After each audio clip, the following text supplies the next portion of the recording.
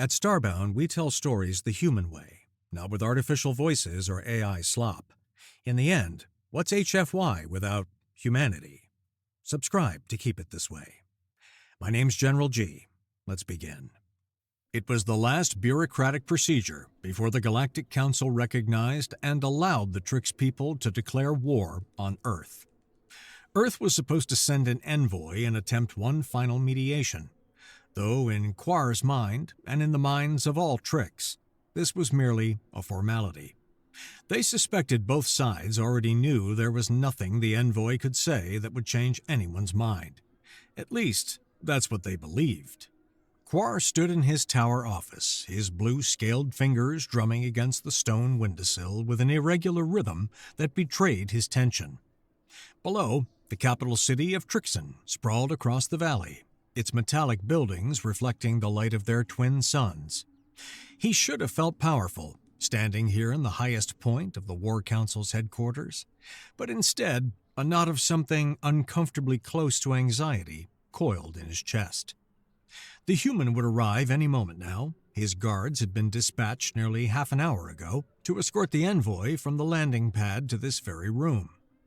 Quar had planned every detail of this meeting with meticulous care, from the uncomfortable chairs positioned across from his ornate desk to his current position by the window. It was a calculated power play, one he had used countless times before with representatives from lesser species. He would keep his back turned when the human entered, forcing him to address his scaled back, establishing dominance before a single word was exchanged. With luck, he might not have to look at the human's eyes at all during this perfunctory meeting. Quar stretched his neck, the blue scales along his throat visible. Reptilians like the Trix were known throughout the galaxy as cold-blooded creatures, not just in physiology, but in temperament. Emotionless, calculating, ruthless. The stereotype had served his people well in galactic politics, giving them a reputation for being unmoved by sentiment or pity. But Quar knew the truth that his species kept carefully hidden. They felt everything. Perhaps not in the same way mammals did, with their warm blood and their quick passions, but they felt nonetheless. And right now, what Quar felt most acutely was shame. The war they were about to declare wasn't honorable. It wasn't even necessary. Earth had done nothing to the Trix that warranted military action. They had been bold, yes. Expansionist, certainly. The humans had established colonies in 3 systems that the Trix had claimed, though never actually settled, and their economic influence in the sector had grown at an alarming rate. But these were not acts of aggression. They were simply the actions of a young, ambitious species trying to find its place in the galactic community. No, this war was about something far less noble. It was about fear. The Trix Council had watched humanity's meteoric rise with growing alarm. In less than 2 centuries since making first contact, humans had gone from a single-planet species to a regional power. They had technological innovations that made older civilizations uncomfortable. They formed alliances with surprising ease. They adapted to alien cultures and environments with uncanny speed. If left unchecked, the analysts warned, humanity would dominate this entire sector within 5 generations. So the Trix had decided to act, but they had not decided to act alone. That was what made Quar's scales itch with something uncomfortably close to guilt. The Trix had spent 3 standard years secretly assembling an alliance, specifically designed to cripple human development. The Vasir, with their massive merchant fleets. The Gror Empire, whose military might was legendary. The Fillet, a young species desperate to prove themselves on the galactic stage, offering warriors by the billion. Together, the 4 species would crush humanity's colonies, destroy their shipyards, and set their development back by centuries. It was brilliant strategy. It was also, Quar had to admit in the privacy of his own thoughts, fundamentally dishonorable. If the Trix truly believed humanity was a threat, they should face them scale to face, warrior to warrior. Instead, they had recruited others to share the risk and the blame. When the history of this war was written, it would not say that the Tricks had defeated humanity. It would say that the Tricks had needed help to do so. But it was too late to change course now. The die was cast. The Council had already drafted the declaration. The Galactic Council had been notified. The fleet was assembling. All that remained was this final, meaningless formality to hear what Earth's envoy had to say in defense of his species, to pretend to consider his arguments, and then to proceed exactly as planned. Quar heard the sound of boots in the corridor outside, the distinctive metallic ring of Trixian ceremonial armor. His guards were approaching. He straightened his posture, lifting his head high and squaring his shoulders. He would not turn around. He would not. The heavy wooden door swung open with a groan that echoed through the chamber. Quar kept his eyes fixed on the horizon, on the distant mountains that ringed the valley. He heard the synchronized footsteps of his guards, the heavy tread of warriors in full armor.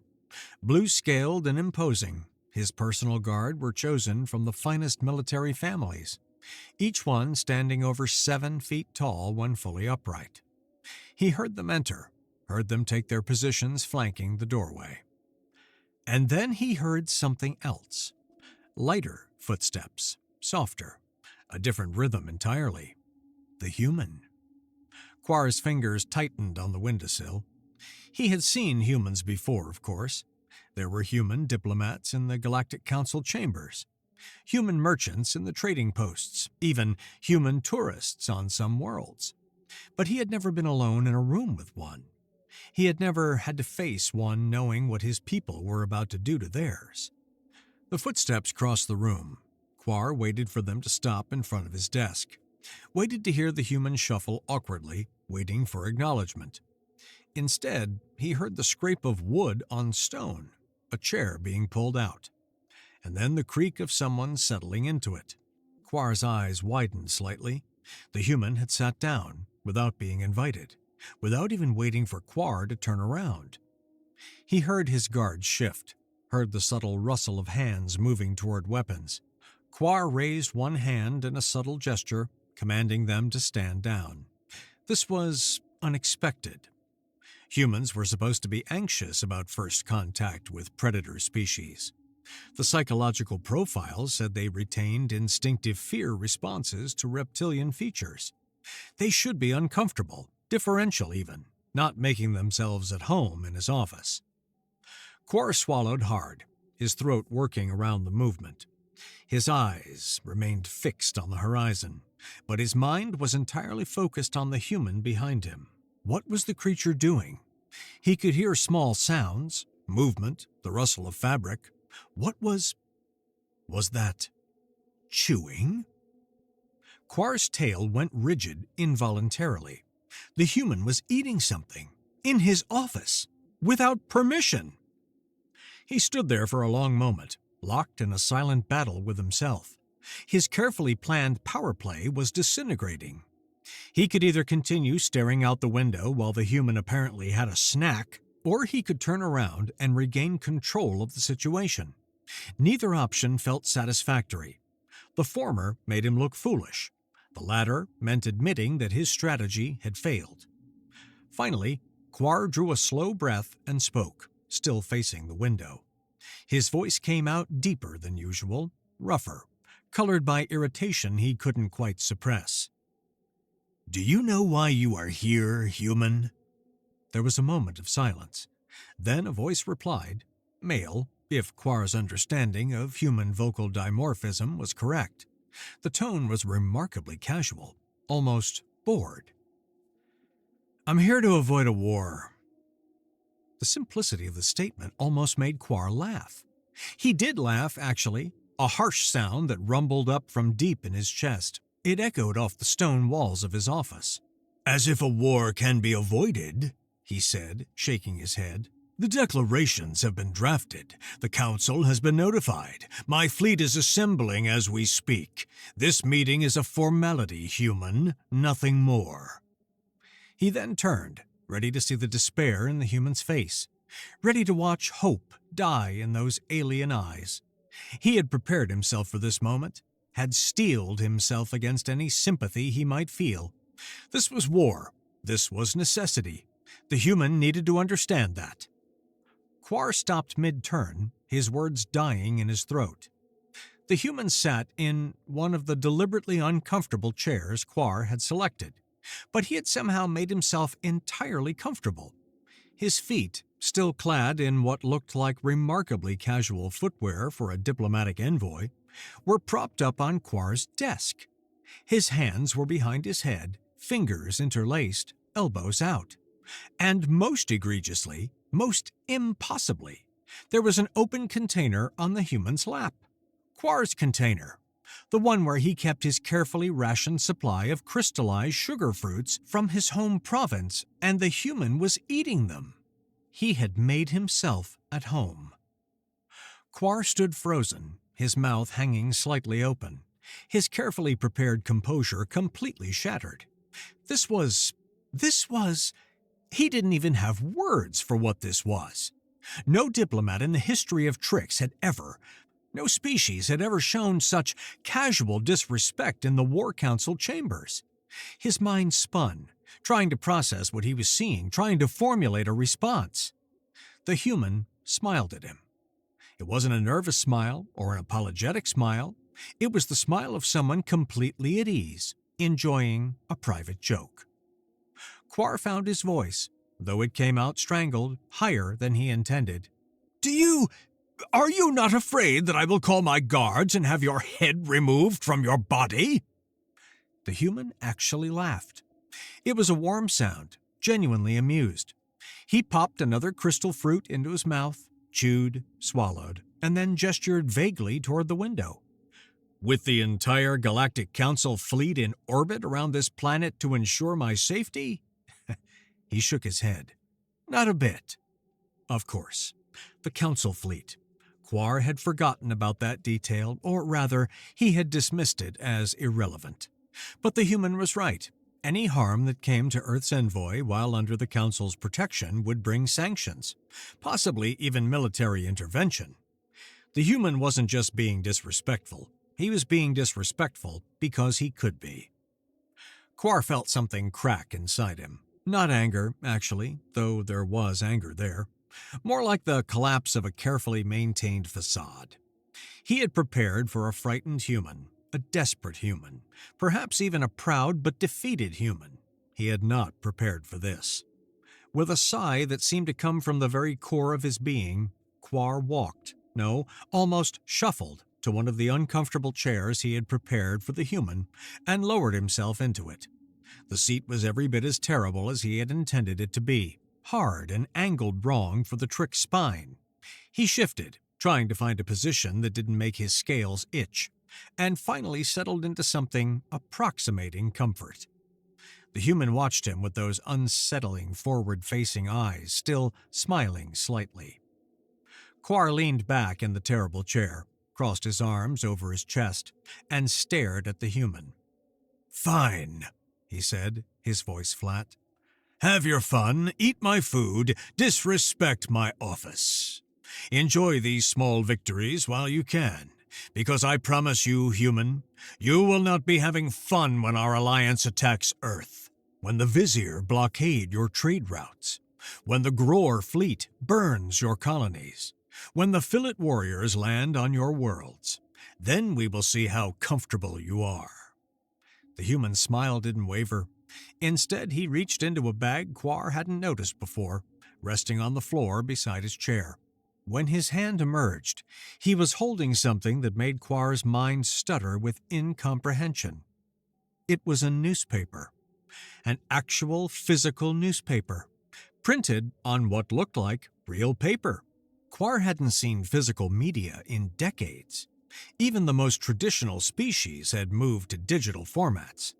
But here was this human, pulling out what appeared to be a custom-printed newspaper, unfolding it with a crisp rustle of paper, and holding it up so the front page faced Quar.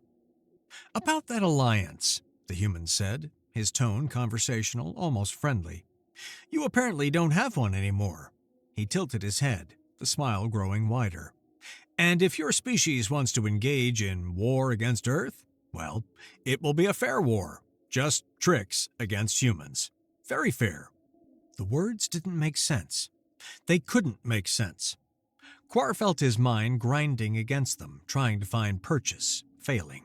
He opened his mouth, closed it, opened it again. No sound came out. His world had just been upended, but he couldn't quite grasp how. What do you...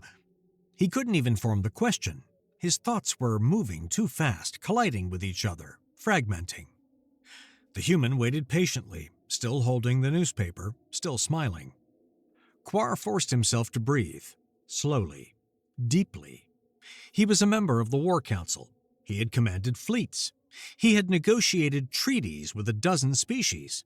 He could handle one human with a newspaper.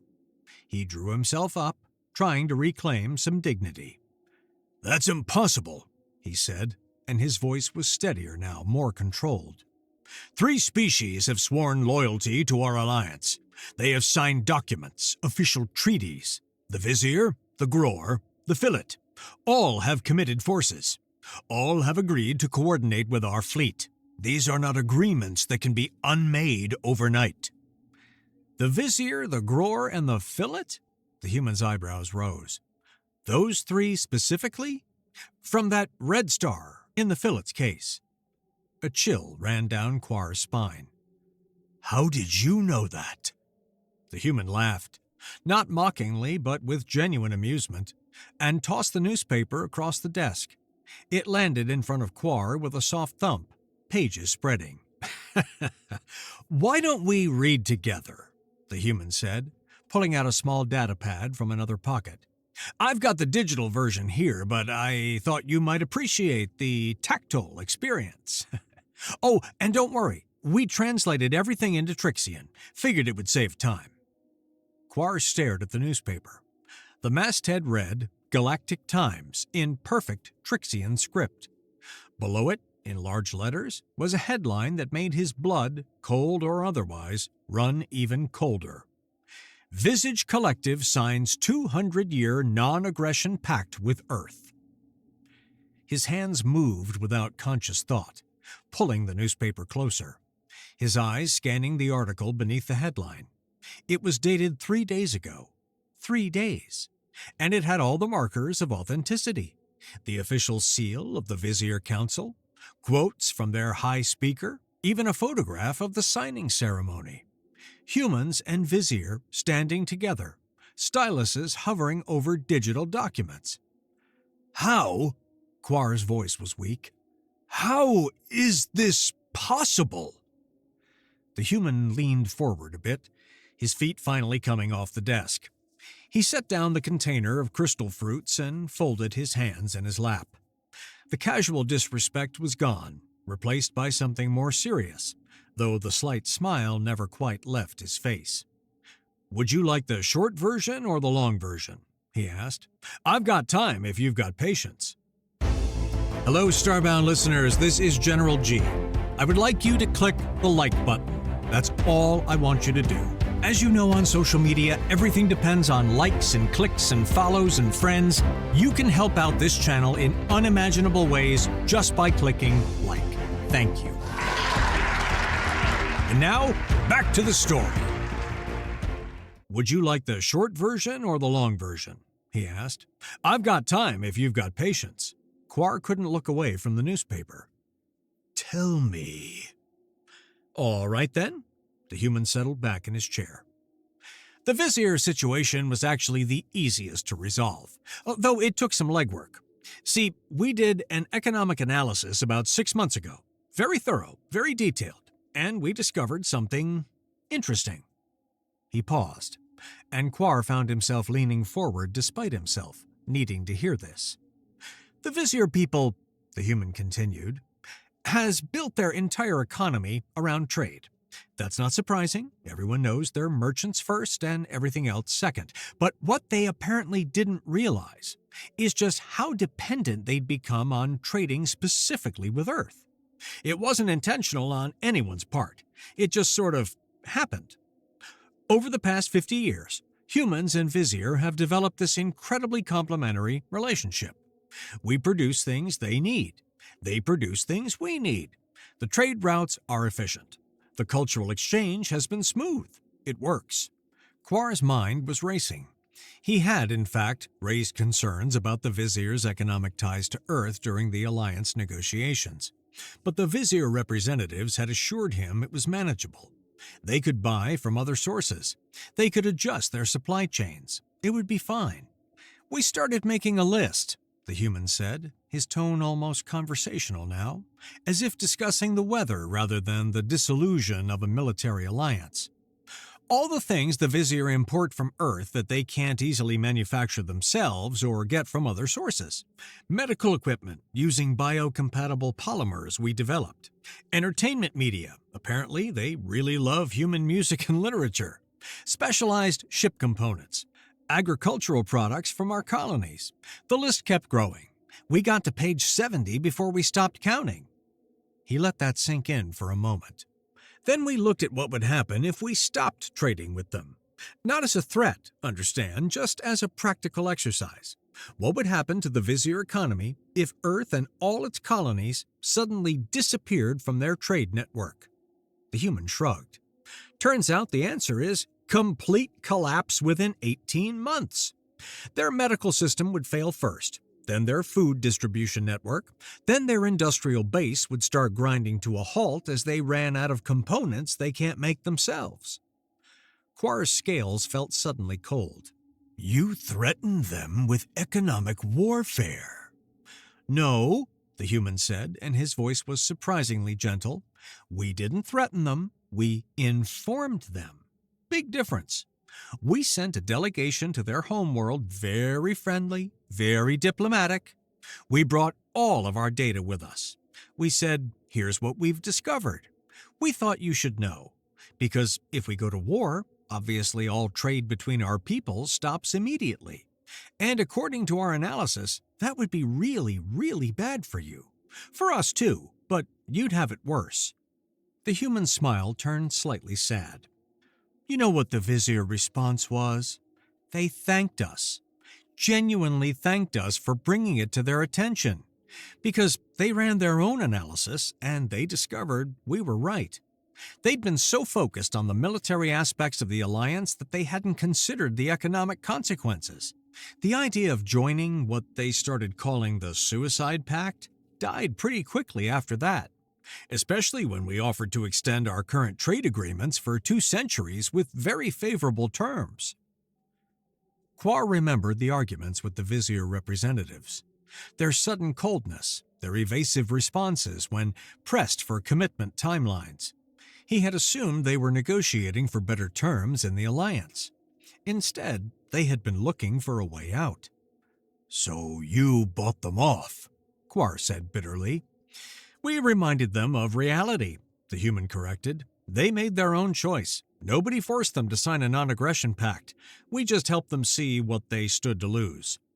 Quar's eyes dropped back to the newspaper. Below the Vizier article, another headline caught his attention. This one made even less sense than the first. Gror Emperor declares Earth under imperial protection. Vows to defend humanity against all aggressors. This had to be a fabrication. The Gror had been hostile to humanity for decades. Their emperor had personally called humans upstart primates who need to be taught their place. The Gror military contribution to the alliance was supposed to be their fleet's core strength. Their cruisers were legendary. Their warriors were among the finest in the galaxy. The idea that they had suddenly decided to defend Earth instead of attack it was, "This is impossible," Quar said, his voice rising. "The Gror hate you. Their emperor gives speeches about humanity's arrogance. They've been spoiling for a fight with Earth for years. There's no way, no conceivable way that they would suddenly decide to become your allies. Not in a single day. I don't care what you claim, this didn't happen. It couldn't have happened." The human's expression shifted a little, becoming more amused. "Would you like another story?"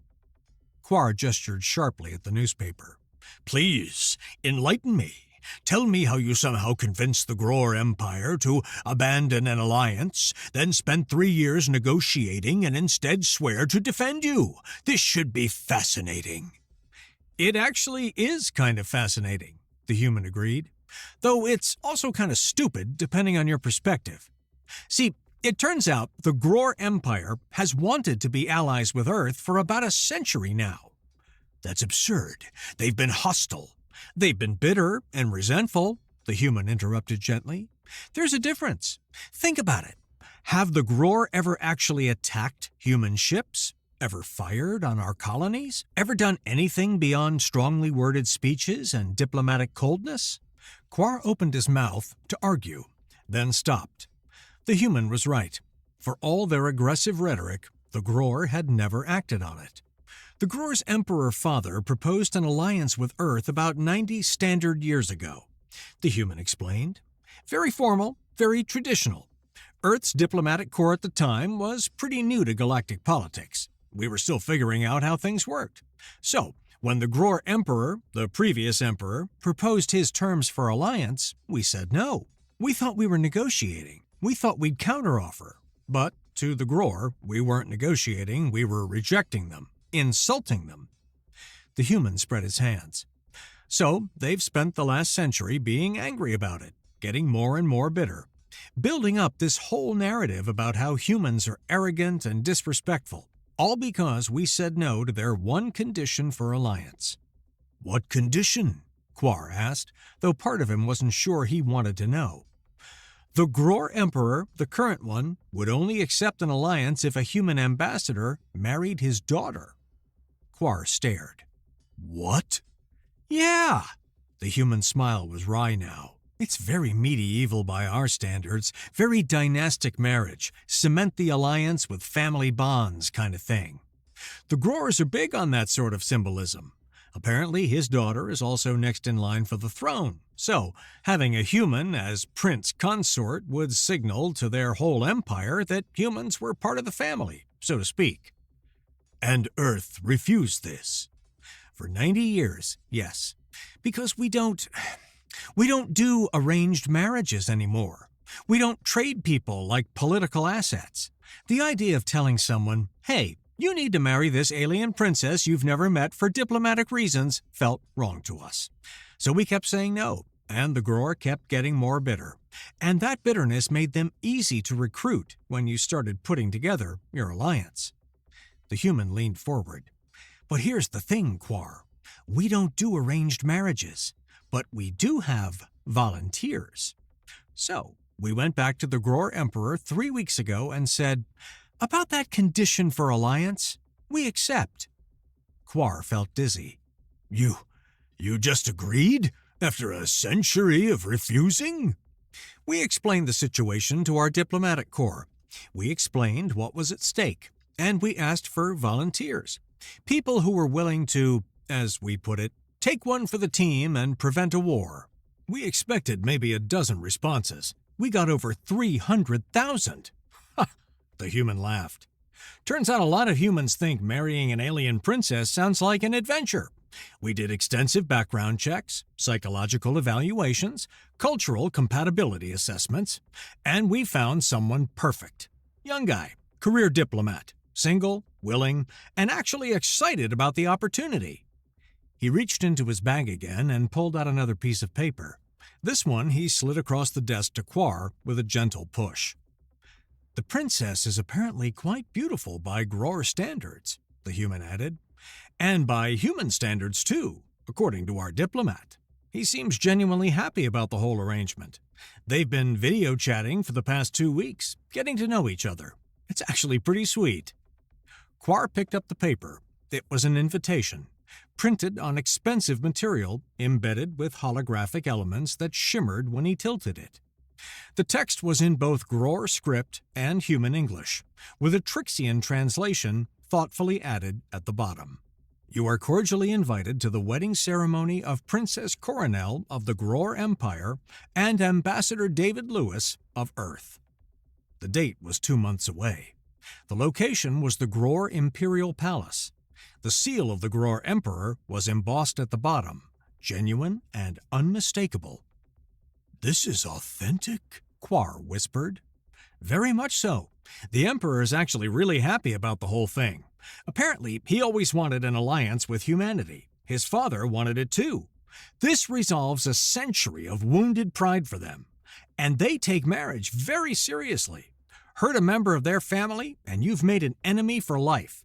Protect a member of their family, and you've made a friend for life. So yes, if you attack Earth now, you'll have the entire Gror fleet coming down on you." The human gestured at the invitation. "You're welcome to attend, by the way. That's a genuine invitation.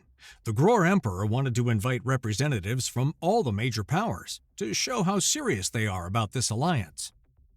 Quar set down the invitation with trembling fingers. His world was crumbling. The two strongest members of his carefully constructed alliance had not just abandoned him, they had actively switched sides. The Vizier were now bound by a non-aggression pact. The Gror were now sworn to defend humanity. But there was still the Fillet. Young, eager, desperate to prove themselves. They had promised 1 billion warriors. Surely. His eyes found the third headline. "Fillet Confederation announces permanent isolationist policy. All external alliances dissolved." "No," Quar said. It came out as more of a moan than a word. "No. The Fillet were eager. They wanted this war. They offered 1 billion warriors. 1 billion! They were almost crazy with enthusiasm about joining us. They can't have just... They wouldn't just..." "They were problematic," the human agreed, and for the first time something hard entered his voice. "The Vizier we could reason with economically. The Gror we could win over with diplomacy and cultural understanding. But the Fillet, they were in it for the glory, for the conquest. They saw Earth as a stepping stone to being taken seriously by older civilizations." The human's expression had lost all traces of humor now. "So, we tried diplomacy first. We really did. We sent envoys. We offered trade agreements, cultural exchanges, even technology sharing. But they weren't interested. They wanted war. They wanted to prove themselves as warriors, and they wouldn't listen to reason." He paused, and Quar heard something in that pause that made his scales prickle. "So, we showed them what war with Earth would actually look like." "What did you do?" Quar asked, though he wasn't sure he wanted to know. "We asked permission from the Galactic Council to conduct a training exercise," the human said calmly. "Very routine, very standard. We filed all the proper paperwork. We selected a target in the Fillet system. And then we invited Fillet observers to watch while we demonstrated one of our weapons." The human's eyes were steady, unwavering. "We took one of their outer planets, ice world, no atmosphere, no life, no value except as a territorial marker. And we turned it into a sun. Well, not quite that, but you understand." Quar felt something cold settle in his chest. "You... what?" "It's a very bright object now," the human said conversationally. "Glowing ball of molten metal. It'll take decades to cool down again, maybe centuries. We made very sure to calculate the blast radius, ensure no debris would hit anything important, very safe, very controlled. Just a little demonstration of what happens when you put enough energy in the right place." He smiled, but it wasn't a friendly smile anymore. The Fillet had 3 scientists observing the test. They ran the calculations. They realized that if we could do that to an uninhabited ice ball, we could do it to an inhabited world. We made sure they understood that we had developed this technology for mining operations, for terraforming, for constructive purposes, but that in war, every tool becomes a weapon. "You threaten to destroy their worlds," Quar said, his voice hollow. "We showed them we could," the human corrected. "There's a difference. We never said we would. We just made sure they understood the stakes. And then we said, we don't want war with you. We never did. But if you insist on fighting us, this is what you're choosing." The humans' expression softened. They had a very long discussion with their leadership after that, and then they announced they were going to pursue a policy of isolation and neutrality. No more alliances with anyone. No more military adventures. They're going to focus on their own development for a few centuries and think very carefully about what kind of galactic neighbors they want to be. He glanced at the newspaper. It seems the sight of another bright object in their sky made them reconsider a lot of their foreign policy decisions. Quar sat frozen, staring at the newspaper spread before him. 3 articles, 3 former allies, all gone. The Vizier, bought off with economic necessity. The Gror, won over with a century-old offer finally accepted. The Fillet, frightened into isolation by a demonstration of apocalyptic power. And humanity had done all of this in less than 3 weeks. Something inside Quar snapped. Not broke, snapped. Like a cable pulled too tight, finally giving way. He rose from his chair, the terrible, uncomfortable chair, and grabbed the newspaper with both hands. The paper tore with a satisfying rip. He tore it again, and again, shredding it into smaller and smaller pieces, scattering them across his desk, across the floor. The human watched him, saying nothing, just sitting there with those forward-facing predator eyes, patient and calm. Quar moved to his desk next.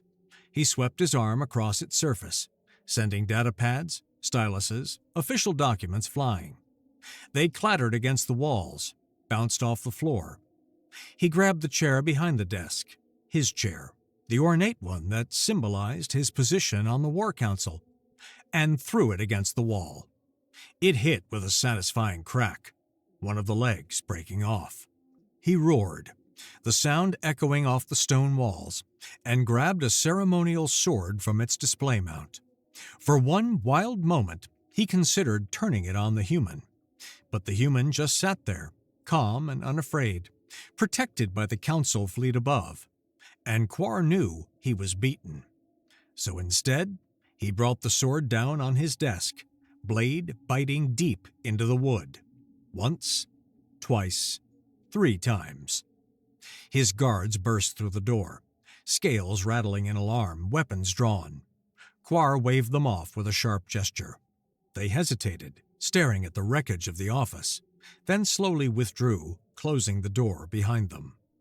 Quar stood in the center of his destroyed office, breathing heavily. His scales were flushed deep blue with emotion, his tail lashing behind him. The sword hung from his hand, tip resting on the floor. Time passed, seconds, minutes. The human waited. Finally, when Quar's breathing had slowed, when the flush had faded from his scales, the human spoke. "Do you still want this war?" Quar didn't answer immediately. He looked around his office, at the torn paper scattered like confetti, at the broken furniture, at the gouges in his desk. The physical manifestation of his carefully constructed plans, destroyed as thoroughly as his alliance. "The Gror won't get involved," the human added quietly. "If you attack Earth, they'll honor their commitment to defend us. But if it's just the colonies, that's between you and us. They won't hold your intentions against you. Neither will the Vizier. The Fillet won't care one way or the other. They're pulling back from everything." Another pause. "So I'll ask again. Do you want this war? Just tricks against humanity? No allies, no support, just us and you. Very fair." Quar let the sword slip from his fingers. It clattered on the floor, the sound unnaturally loud in the silence. "We." His voice was hoarse. He cleared his throat, tried again. "We may have been mistaken in our assessment of the situation. Diplomatic solutions are always preferable to military conflict. The Tricks have always believed this. We are a reasonable people. We value peace." The lies tasted bitter, but they were necessary, face-saving. The human would know they were lies. Quar would know they were lies. But they were the lies that would let both species step back from the precipice. "I believe," Quar continued slowly, each word carefully chosen, "that upon further reflection, the Trix Council will find that our concerns about human expansion can be addressed through diplomatic channels, trade agreements, territory negotiations, cultural exchange programs. These are the tools of civilized species." He finally looked up, meeting the human's eyes, those strange, forward-facing predator eyes that missed nothing. "War would benefit no one," Quar said. The human smiled. It was a genuine smile this time, warm and relieved.